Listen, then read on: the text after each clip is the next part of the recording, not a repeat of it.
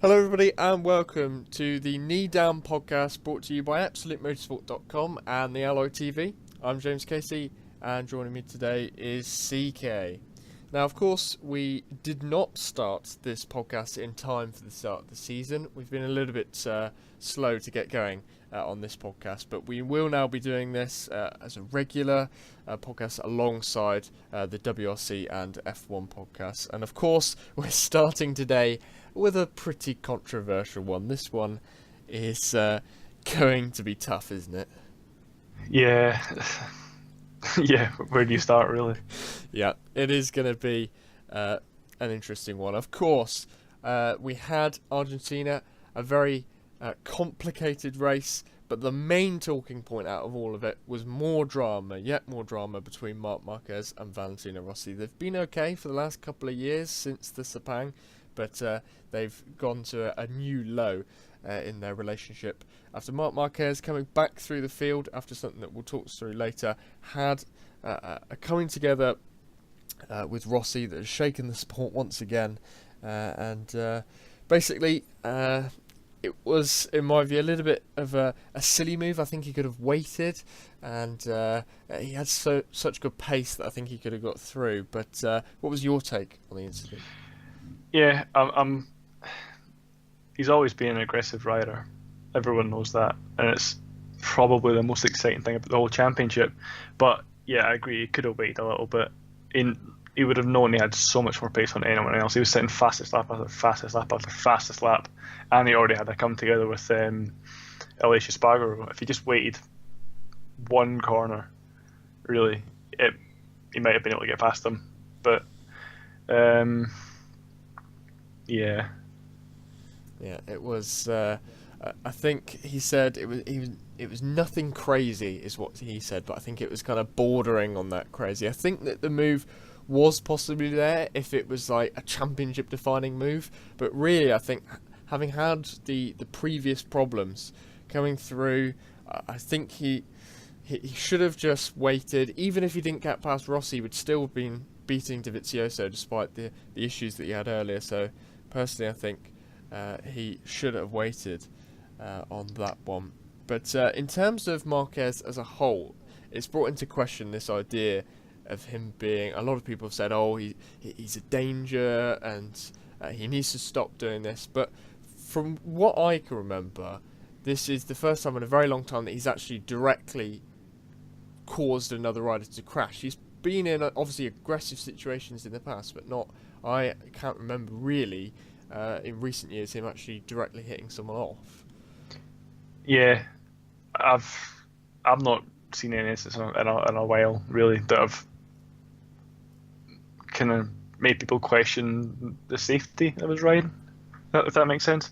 I haven't seen that in a long time, as far as I can remember anyway. Yeah. So, obviously, we're in agreement here, but I know that there are a lot of people who would disagree, and they will say that he is a real dangerous rider. And one of those people, of course, is the man who is taking out, and that was Valentino Rossi. And I'm going to read the quote to you now, because this was a pretty interesting quote. He said, "This is a very bad situation because he destroyed our sport. He doesn't have any respect for his rivals. It's not a mistake because he points the leg between the leg and the bike.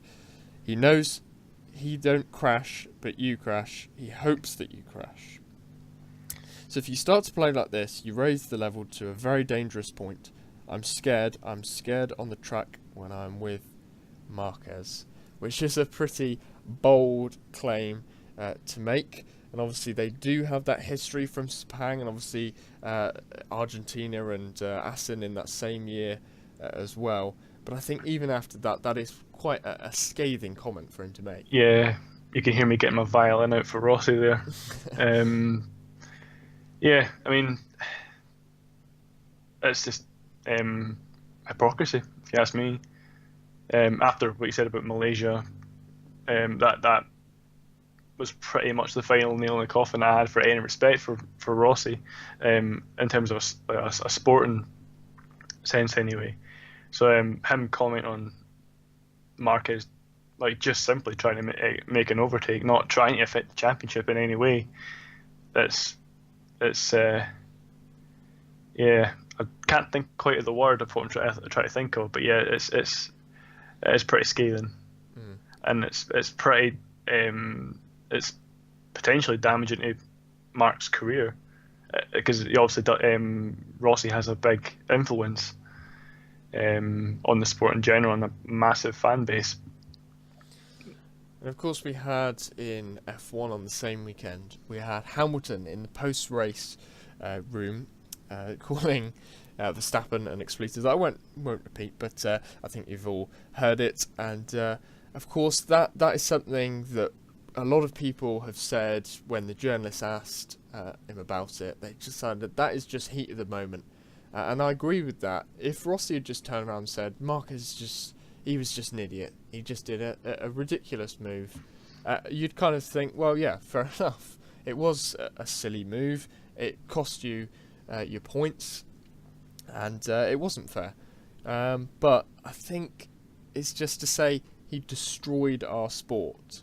I like it. You can tell he's thought that through. Yeah, the way he said going to say. Destroyed as well. I originally thought the quote was destroying our sport, and it is destroyed.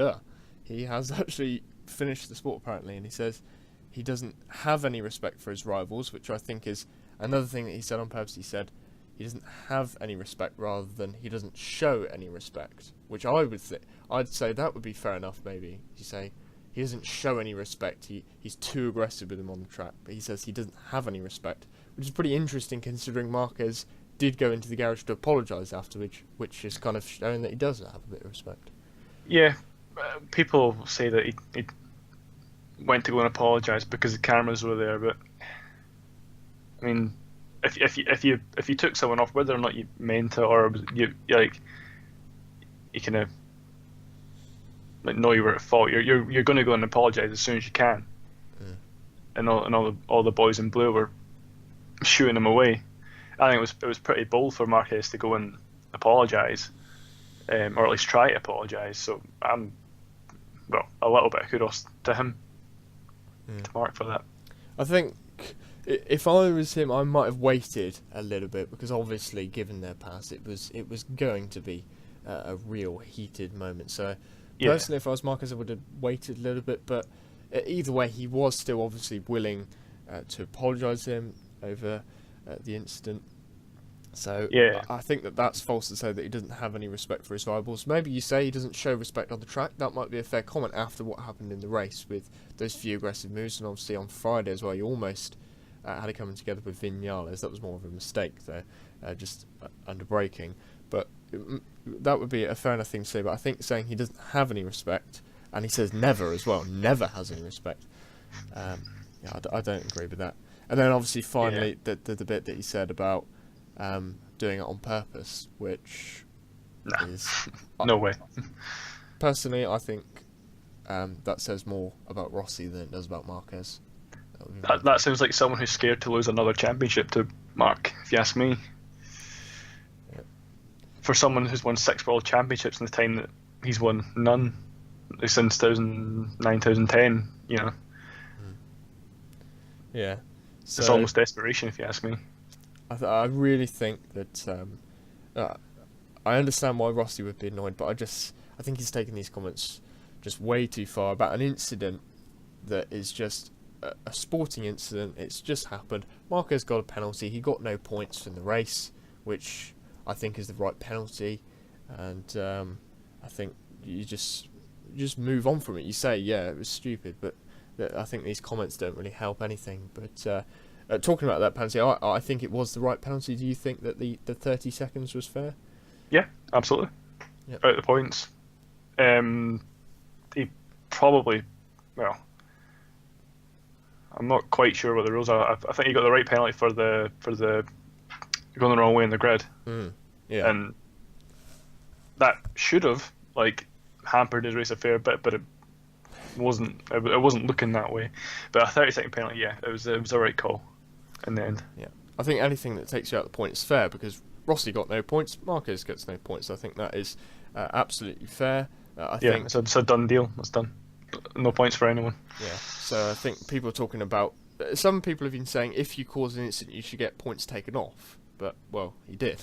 He had 11 points taken off. So I don't really get that thing. I think that the penalty was fair. And of course, we now need to go back a little bit. We've got a little bit more to talk about because before then, obviously, as we said, he had the problem on the grid, which was a real strange one, wasn't it? And he seems to be saying that the officials directed him to go back, but It almost looked that way. yeah, But I think in the heat of the moment, like they've got adrenaline pumping. You're trying to get well. If you start from the pit lane, you don't know how much of a detriment that's going to be to your race. So you try and get back to the grid as at all costs. I think he might have just got kind of mixed signals a little bit with all that adrenaline going as well. It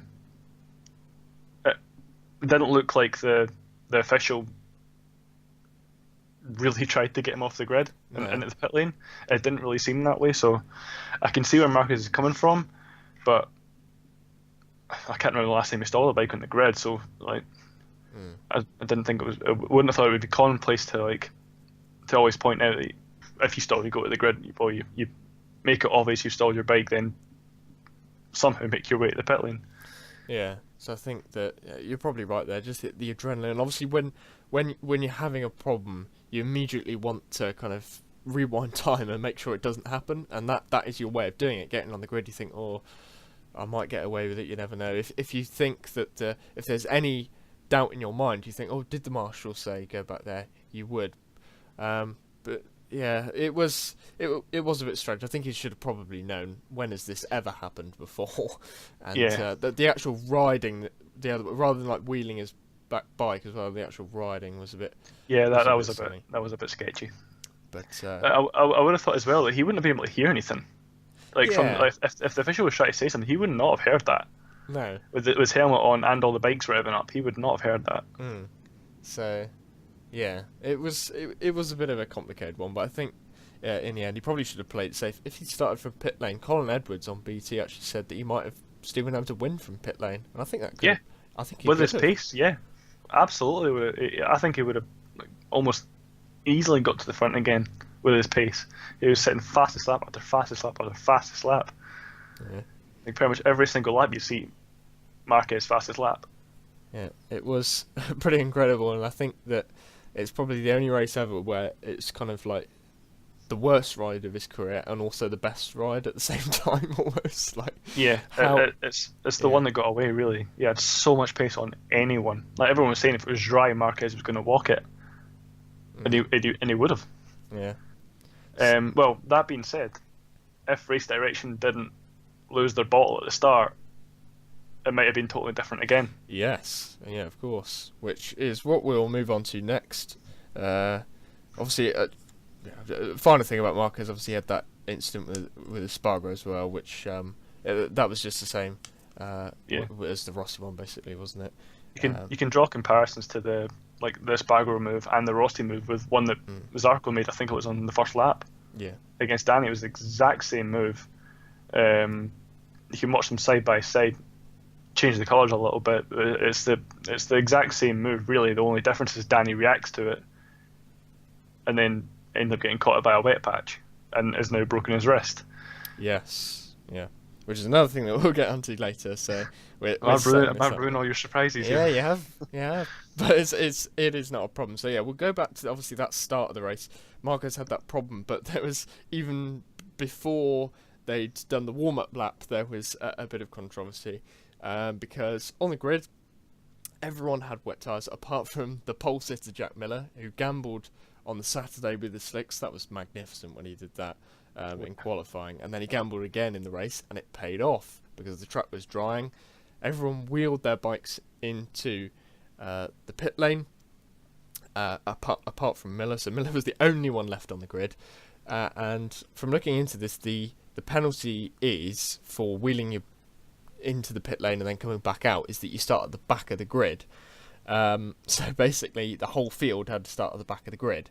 So they ended up starting everyone from like row 6 downwards, which was I think it was a 3-row penalty pretty much for everyone. Yeah. That for me was a total joke. That was embarrassing to watch. But yeah, I think I get it would have been slightly dangerous having her like 23 riders or whatever it was coming out of pit lane all at once, but um, they really should have just um, had them lined up like in their qualifying order on the pit lane, mm, sort of thing. I think it was Colin Edwards that suggested that said they could have done that as well. yeah, I think I that think would have been the common sense way to go about things anyway, in my opinion. I think that the only confusion is that I don't think that they were meant to start from pit lane. That's what I originally thought. But if you look back to the Sachsenreich ring in 2014, they pulled in at the end of the warm-up The warm-up lap. lap, yeah. This was after the sighting lap, so I think it is actually back of grid. So in that respect, I think they might have done the right thing. But I originally thought that it was the pit lane. But there seems to be suggestions that if it's before the warm-up lap or formation lap, if it was Formula 1, you would go to the back of the grid. So perhaps they did make the right call, but it's just so unclear. I think that's the main problem with all this. Yeah. The MotoGP rain rules, no one knows them. Yeah. I think, if that same thing happened in F1, wouldn't everyone get a penalty?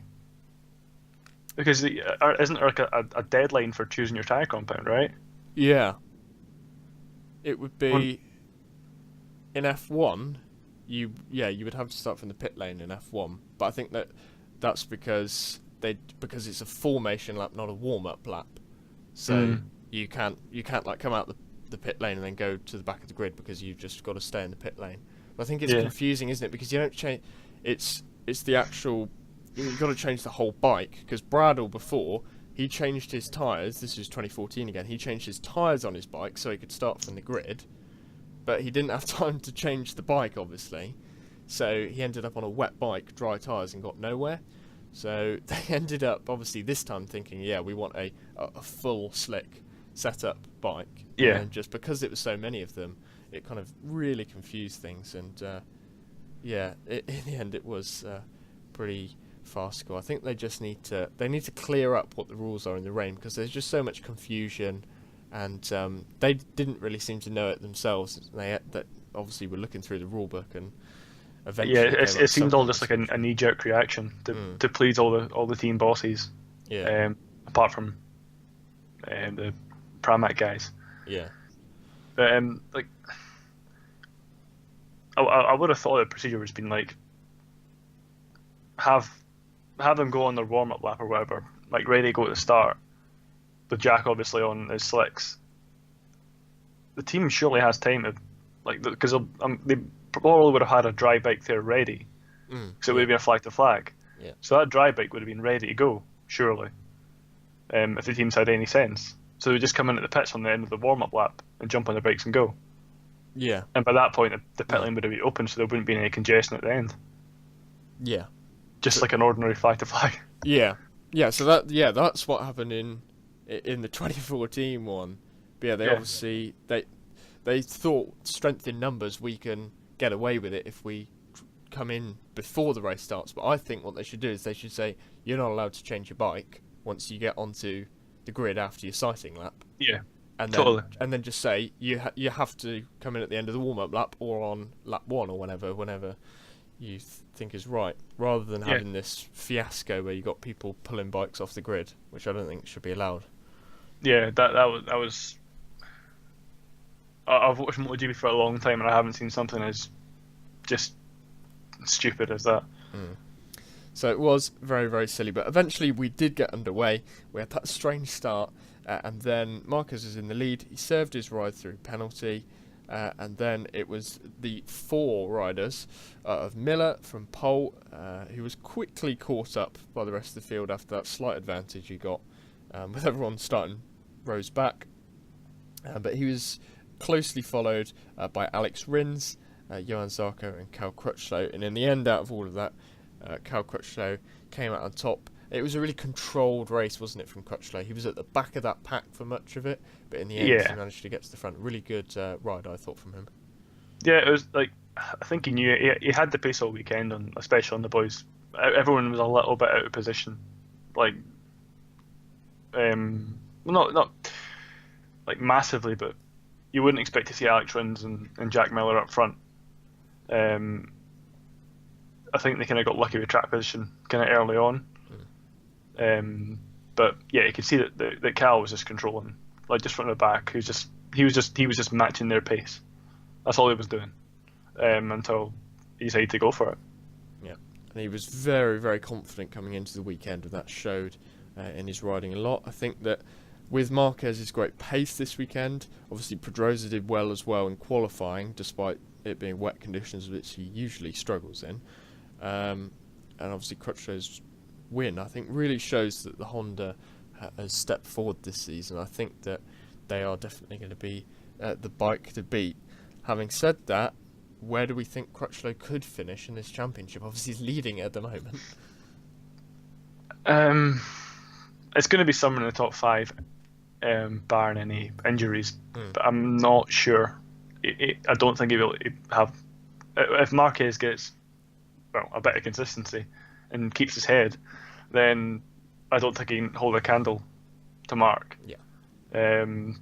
But there's not to say a top 3 can't happen. Yeah. I think we saw the Ducatis were like the battery Ducatis weren't really anywhere. They didn't really factor into anything. Dovi was kind of by himself in like 6th, 7th place, something like that. Yeah. Lorenzo was nowhere. So yeah, I think it's just going to be Mark. Yeah. When he hits his stride, which he will, in the coming races, yeah, I think this is going to be best of the rest. Yeah. So I think with Cal, obviously he's got that points advantage now at the top. Pedrosa is out for the next round, which we'll talk about later again. But yeah, I think that there is that chance of a top 3. I'd really like to see him do it, but I don't know. He definitely can do it, but whether he will, I'm not sure, because in the past he's had like these pretty good seasons, but then he suffers. He's never been one of the most consistent rider. No, I think that's a problem with Honda in general, really, haven't they? They got Marquez, can be very inconsistent, Crutchlow, who usually is pretty inconsistent, and Pedrosa, who's consistent in scoring points but not always at the top. But yeah, if Honda can get all 3 bikes really performing, it'll be interesting to see how that works out in terms of where Crutchlow filters in comparison to everyone else. As we said, Ducati just didn't really seem to get going this weekend, did they? And they've still got that thing where the bike is very strong, but they've got just certain bogey tracks where they're not really anywhere. And I think that was one of them. That probably cost Dovi a championship last year. Yeah, because Mark wasn't. The Honda wasn't really anywhere, apart from Mark. So, having the Ducati's bogey tracks as it does, then it's in my mind, it cost them a championship last year. Yeah. So, the bike has. Well, they've all said the bike's improved. They just need to get a good base mark at every single track. Yeah. Because they're always going to be able to say that like Mark's going to be up front for the most part. Yeah. And they don't know who else is going to be at the front, but mainly Mark, and he'll be the championship. He's the benchmark for everyone. Mm-hmm. Yeah. So there'll be the tracks where the Ducati is just simply better, as we saw last year, and for and Qatar as well.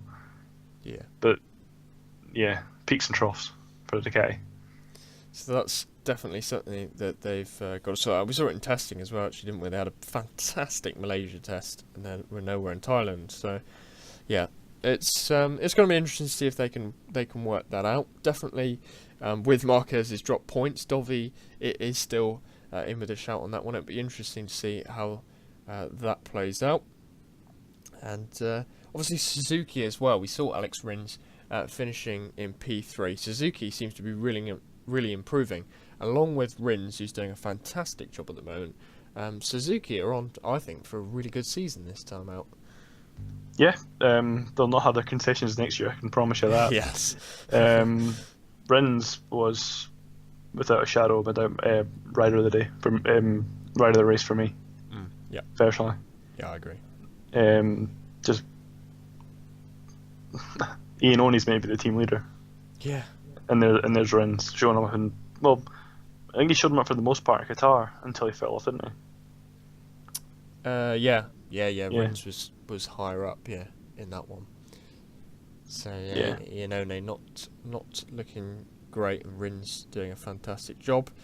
And I think Suzuki can have such a good season that they could challenge the factory Yamahas, who again had a solid weekend. They were running 5th and 6th before the incident, but they're not looking great, Yamaha. I think Suzuki could actually challenge them.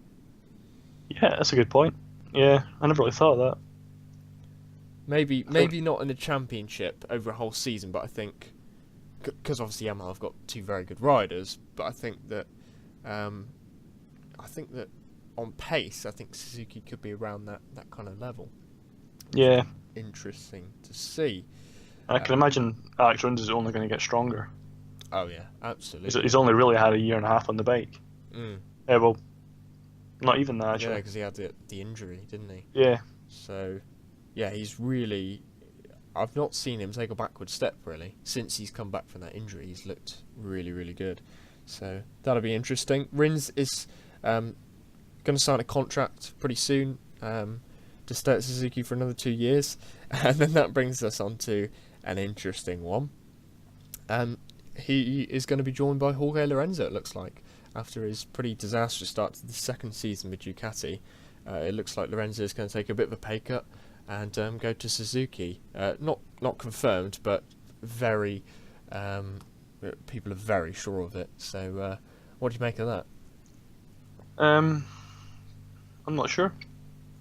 Because I'd really hoped that he'd get on terms with that Ducati. I really thought he would. Because he's a smart rider, always has been. But yeah, I think the Suzuki. It's going to be a career breaker if it goes wrong. Yeah. But if it goes right, then it should hopefully repair some of the damage anyway that he's had over the last year. I think the Suzuki, in terms of like rideability, is a little bit better than Ducati. So Yeah. you never know, you might get on with it really well. I think he will. I'm pretty sure that he will. I think that these. I mean, he had obviously the problem is, I think for Lorenzo, is that he's been damaged more by the fact that the last season he had at Yamaha was a pretty poor season as well. So he had that poor season, then he's had these really kind of tough times at Ducati. As you said, I thought he was going to get on with the Ducati bike this year because he was looking good at the end of last year. But it just seems to be a really tough bike to get on with. We've seen it in the past, obviously, with lots of other riders, Rossi, Crutchlow, just not getting on with it and leaving the team pretty soon after. And Dovi, who's obviously did really well last season. That took him years to get used to it, to be in that kind of position. So I think that the bike has made Lorenzo, even though it's a good bike, but you have to be so particular with it, and I think that it's made Lorenzo look worse than he actually is. I think Suzuki, something more similar to Yamaha, I think that will work out for him.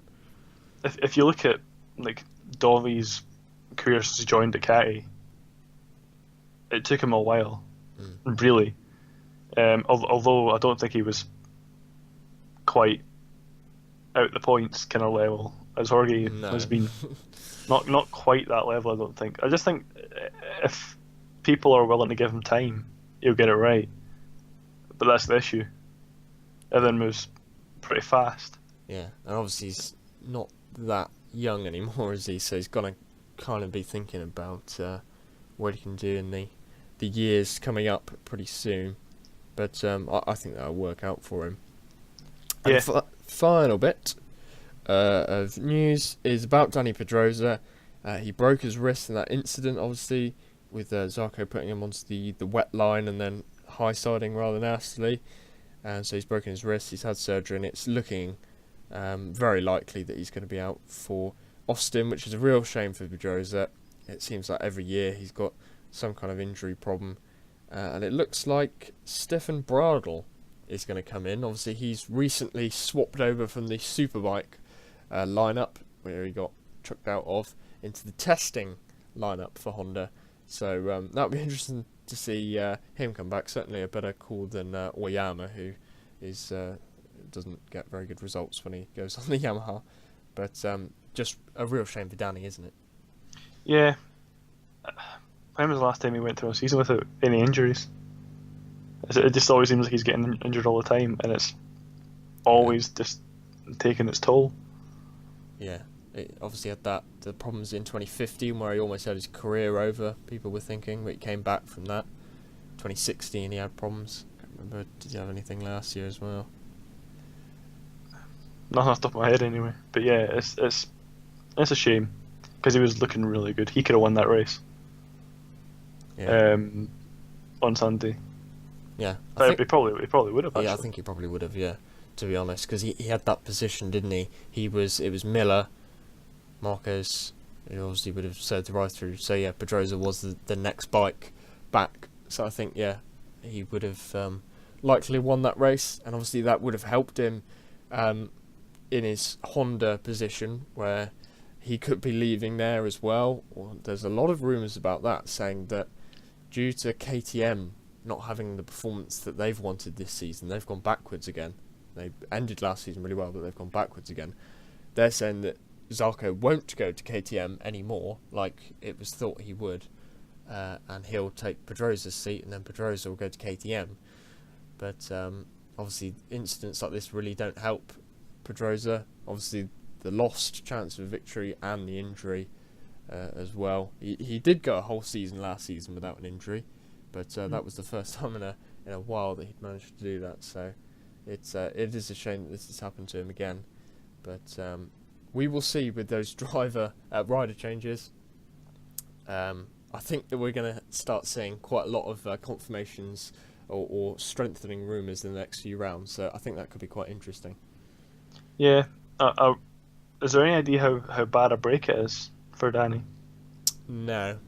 Because wrists can properly ruin you. It happened to Nicky Hayden. He just couldn't do anything on a bike after he damaged his wrist. Yeah, because obviously that's everything. Everything goes through the wrist, wasn't it? When you hold it on, throttle. Yeah. So we're not sure on that one. It doesn't. From what I've heard, I haven't heard any medical opinions from it, but from what I've heard, it doesn't seem like it's going to be a career ender or real harm to it. People seem to be thinking, yeah, he'll probably miss Austin, but then I'll be back after that. But either way, a shame. Yeah. So that is that for that episode.